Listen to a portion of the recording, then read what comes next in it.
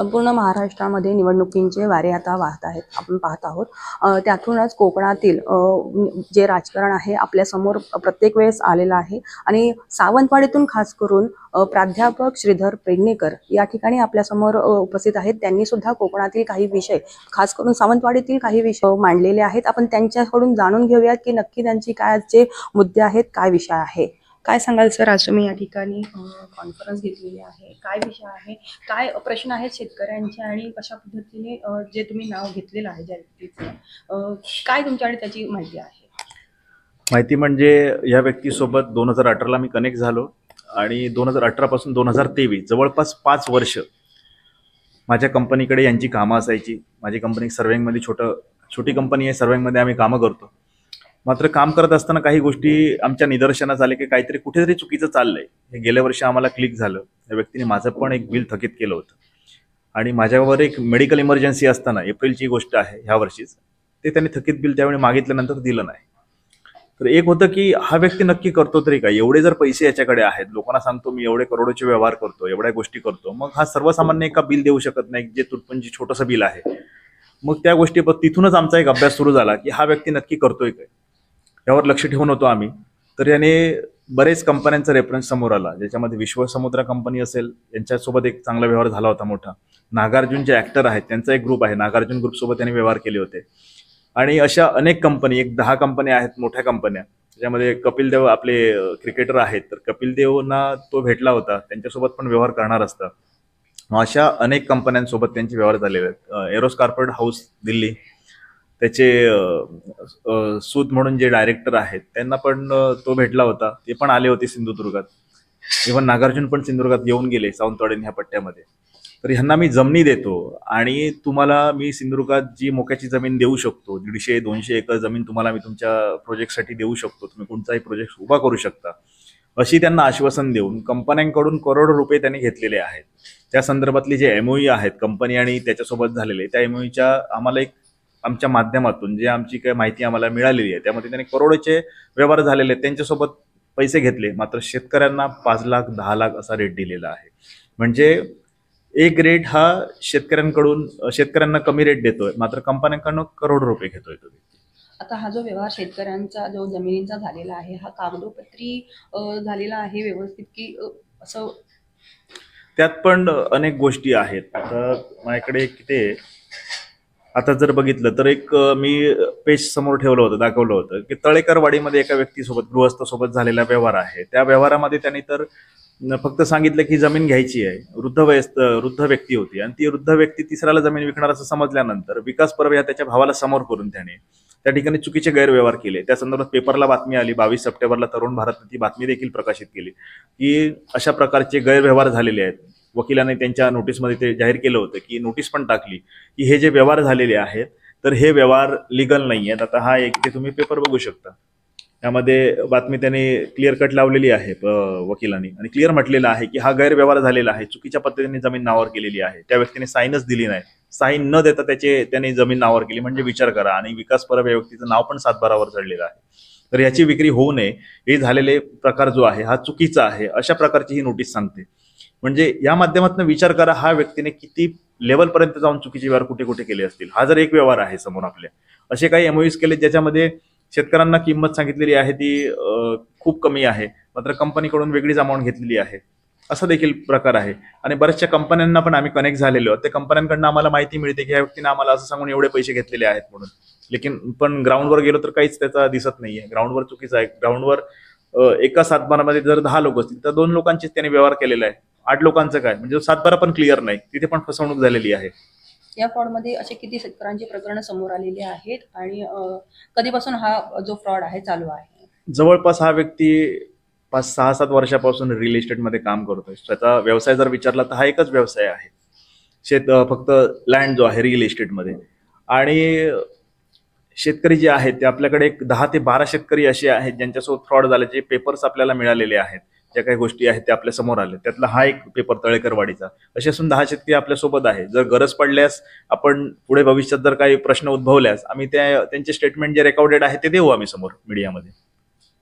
याआधी हे कोणत्या पक्षाशी रिलेटेड होते किंवा आणि आता तुम्ही अपक्ष म्हणून ते ही निवडणूक लढवणार आहेत असंही तुम्ही नमूद केलेलं आहे. बरोबर. तर ह्या अगोदर ते बीजेपी पक्षाशी अलायन्स होते, कनेक्ट होते. त्यांच्याकडे युवाची त्यांची जबाबदारी पण दिली होती. त्यामुळे युवाची जबाबदारी त्यांना होती त्यांच्याकडे, बीजेपी युवाची युवा उपाध्यक्ष, प्रदेश उपाध्यक्ष म्हणून त्यांच्याकडे जबाबदारी होती. त्यांनी अर्ज दाखल केला, त्यांनी त्यानंतर उभे राहिले. ते अर्ज दाखल केल्यानंतर त्यांचा जो फॉर्म आहे भरल्यानंतर त्यांनी आमदारकीला लढवणार असं ठरवलं आणि आपल्याला भाजपा तिकीट देईल असं पण त्यांनी डिक्लेअर केलं. आणि त्यांच्या भाषणामधून त्यांना अधिकृत उमेदवारी न मिळाल्यानंतर देखील त्यांनी जाहीर केलं होतं की त्यांनी मोदी साहेबांचं नाव घेतलेलं आहे, फडणवीस साहेबांचं नाव घेतलेलं आहे त्या स्टेजवरून. आणि त्याने अनेक गोष्टींचे खुलासे केले की मी जिंकणार आहे, इथून मला काहीच प्रॉब्लेम नाही आहे आणि मला पक्ष सपोर्ट करणार आहे, अशा प्रकारे सांगितलं. पण एबी फॉर्म जो आहे पक्षाचा, तो एबी फॉर्म हा दीपक केसरकर यांना, महायुती असल्यामुळे दीपक केसरकर यांना मिळालेला आहे. दीपक केसरकर 3 टर्म त्या ठिकाणी आमदार राहिलेले आहेत, त्यांना त्यांनी पक्षाने दिलेला, हा पक्षाचा निर्णय आहे. पण आता मात्र या व्यक्तीचं बंडखोरी केल्यामुळे त्यांचं जे काय पद होतं ते पक्षाने काढून घेतलेलं आहे आणि पक्षामधून त्यांचं निलंबन केलेलं आहे 6 वर्षासाठी. एकंदरीत विशाल परब हे योग्य उमेदवार नाही आहेत असं तुमचं म्हणणं आहे, आणि मग सावंतवाडीच्या जनतेबद्दल काय आवाहन?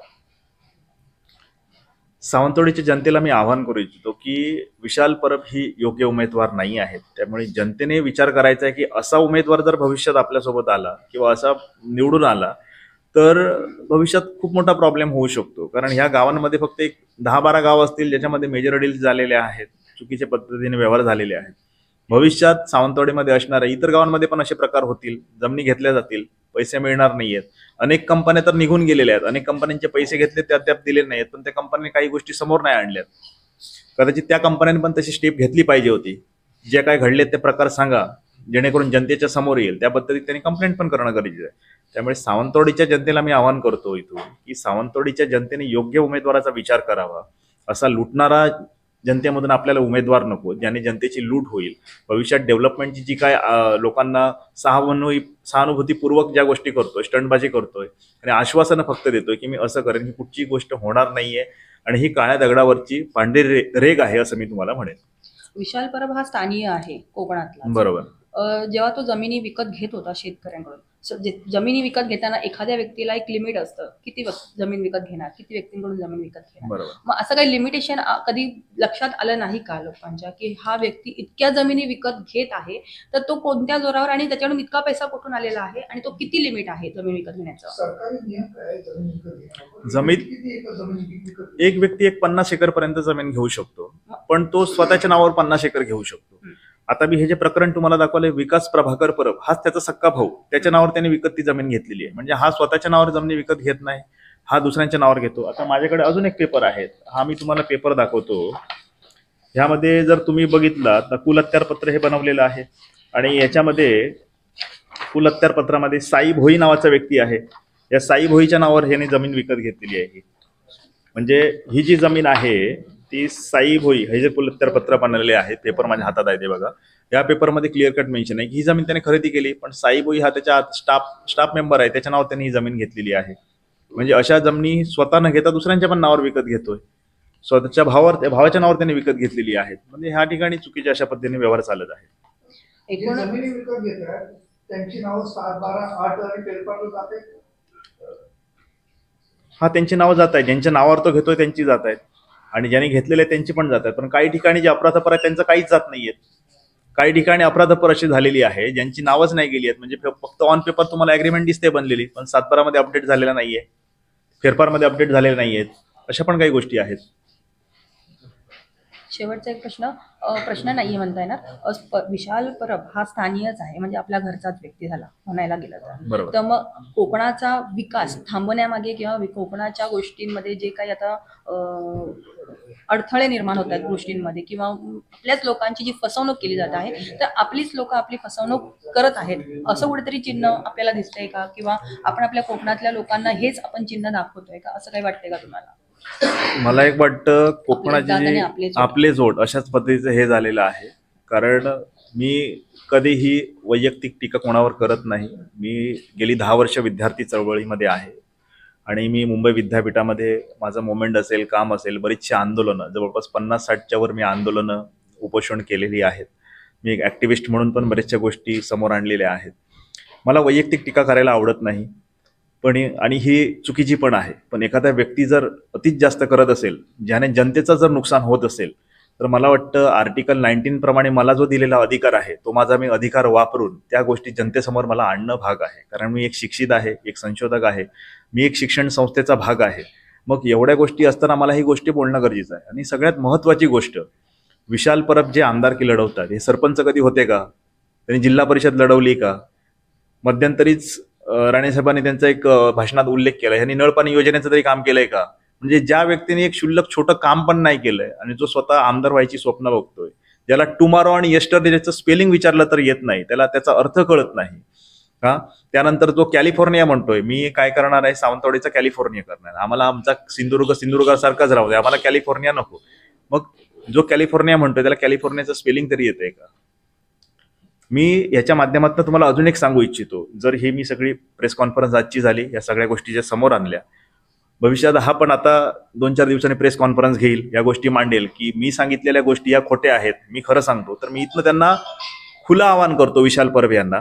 त्यांना मी सांगतो की माझ्या समोरासमोर तुम्ही बसा, कोण खोटं आहे आणि कोण खरं आहे या मीडियाच्या माध्यमातून आपण प्रूव्ह करू.